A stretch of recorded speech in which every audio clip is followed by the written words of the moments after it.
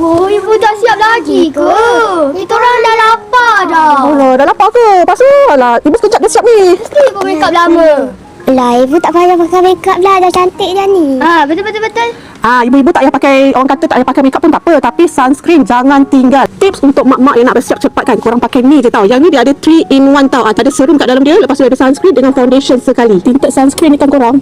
Korang jangan risau tau. Dia ada 6 shade daripada fair sampailah ke dark skin. Kot yang ibu pakai ni adalah ivory. So kalau korang tengok texture dia, sangat mudah nak blend ya. Nampak tak ni? Korang tengok ni, sangat senang, sangat smooth.